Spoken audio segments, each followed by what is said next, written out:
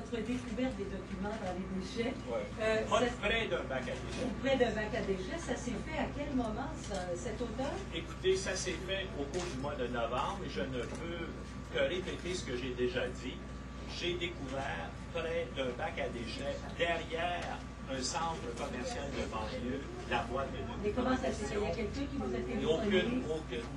Aucune information là-dessus.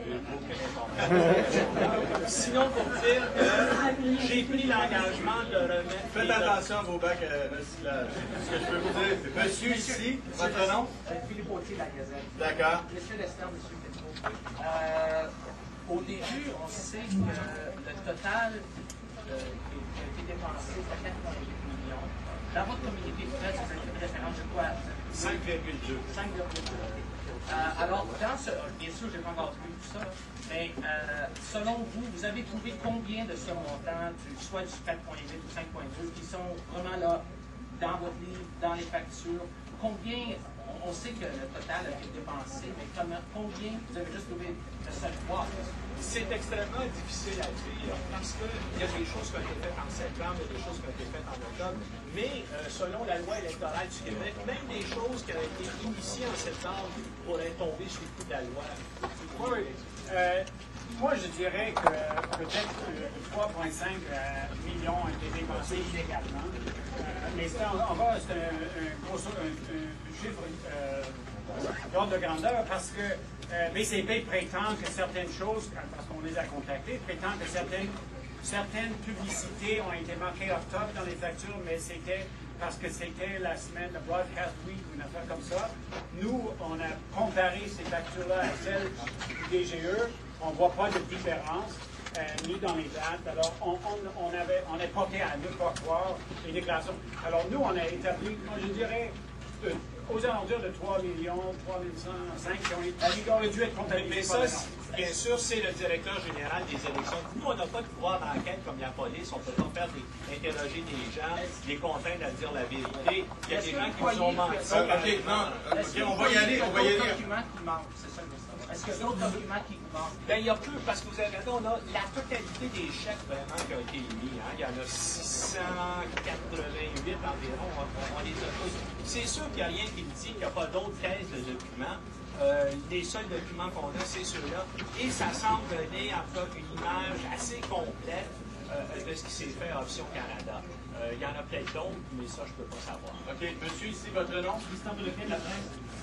Depuis la semaine passée, on parle d'une enquête de la GRC qui a été déclenchée à la lumière des rumeurs qu'on va sortir votre livre, tout ça. Dans quelle mesure vous êtes au courant de cette enquête-là? Est-ce que les gens de la GRC vous ont contacté? Non, j'en sais absolument rien et on était nous-mêmes surpris d'apprendre ça. Et c'est pour ça que vous êtes tous ici aujourd'hui. On avait prévu un petit lancement jeudi prochain et tout à coup, le Globe and Mail sort qu'il y a panique au ministère du Patrimoine.